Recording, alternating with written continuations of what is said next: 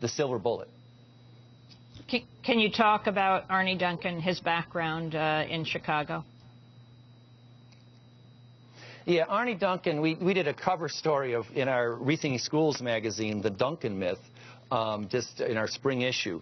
And Duncan was basically the CEO, as they're called, of the Chicago school system. He's worked with the mayor, of course, and in fact he says that he's for mayoral control of many school districts, in my mind, an anti-democratic tendency, if we've ever seen one.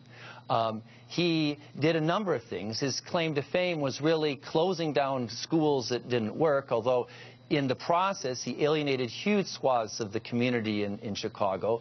There were supposed to be public hearings, which he never attended. There were hearings, but he didn't go. His people didn't go. And over 20 schools were closed down and then reopened up under a plan of Renaissance 210. The problem is a lot of the neighborhood kids who were served by these schools, who parents wanted them to stay open, were excluded through a variety of means in the new schools that opened up, the more boutique charter schools that sometimes occur throughout this country. The other thing that he did that's of interest to many of your viewers, I'm sure, is that he opened up 5 military academies, schools, and expanded the ROTC program in middle school or junior high school, something which some of us have some serious concerns about, whether or not that should be how we channel students through the public schools. We're going to break, then come back to this discussion. We're talking to Bob Peterson, founding editor of Rethinking Schools, 5th grade teacher at a public school in Milwaukee, Wisconsin. And we're joined by one of the lead authors of the Stanford University report, Multiple Choice Charter School Performance in 16 States, that Education Secretary Arne Duncan cited yesterday in his meeting with schools around the country. Kenneth Surratt, Assistant Director of the Center for Research and Education Outcomes at Stanford. Stay with us. Come on, clap your hands, everybody. Clap your hands, everybody. Clap your hands, everybody. Clap your hands. Youth choir performing Close the Gap, an education equality project event in D.C. This is Democracy Now!, democracynow.org, the War and Peace Report. In a few minutes, we're going to be talking about the censorship of the Internet in Iran and the European companies that are providing the technology for that, well, there in Iran and here at home in the United States.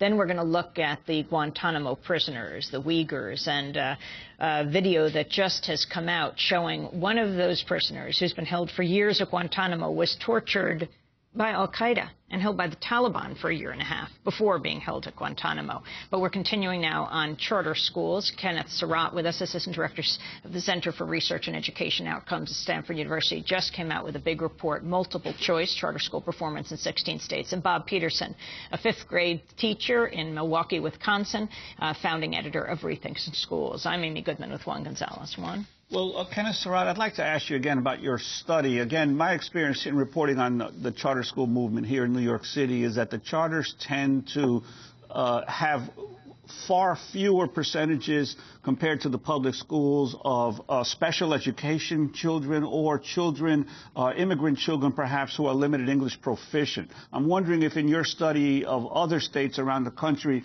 you found a similar situation that may to some degree skew the actual performance, the achievement levels of the students in those charter schools. Actually, our study found that students with special needs in the charter schools are outperforming their peers in math and on par with their traditional public school peers in reading. English language learners, we actually found, are doing better than their traditional public school peers in both reading and math at significant levels.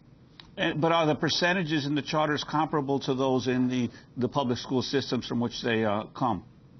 I think it varies state by state. In each location that we looked at, I believe there were some that were higher. Most were about on par, but I didn't see a significant difference in any of the states that we looked at.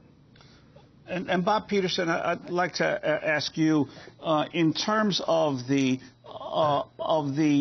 fact that most charter schools are also nonprofit, run by nonprofit organizations and can bring in foundation and other funding, I found increasing problems and disparities in the pay scales of the directors of these nonprofits, much higher salaries than your normal public school principals would have. I'm wondering your concern about the accountability factor of these charters, since they are not directly controlled by the local public school system.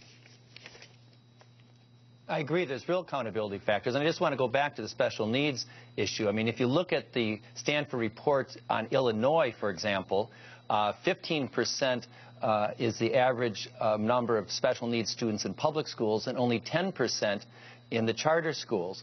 Now, that actually is significant. And it's not just a matter of how well those students are doing, it's the impact on the classroom teacher. I've taught for nearly 30 years. I know the difference between having just a few special needs children in a classroom and having a lot more. And we find this in Milwaukee, too, where not only the charter schools, but we have a publicly funded private voucher program, which have very few special needs kids. And the concern I have is that we're setting up a two-tier system where there's the most difficult to educate kids, higher percentage of special needs, English language learners, kids who are counseled out of charter schools and voucher schools because of discipline problems. They end up in the public schools where there's a self-selected group in the charter schools. That's not right. We should really hold public charter schools, coming back to your question about accountable to serving the children of all families in our district and having transparency so we know when kids are being counseled out, when kids are basically being kicked out of schools. We should not have charter schools emulate some of the worst aspects of public schools. Because in some public schools, there are admission standards, there's basically discrimination, not full access towards the kids who need it most. We should be trying to reverse that trend, not accentuate it by promoting these kind of charter school solutions. We're going to have to leave it there, but we'll continue certainly to follow this issue. Bob Peterson, founding editor of Rethinking Schools, teacher of fifth graders at public school in Milwaukee, co-edited the book Keeping the Promise, The Debate Over Charter Schools. And in Washington, D.C., where the big public charter school conference took place yesterday with the Education Secretary Duncan, is Kenneth Surratt, assistant director at the Center for Research on Education Outcomes at Stanford University, co-author of Multiple Choice Charter School Performance in 16 States.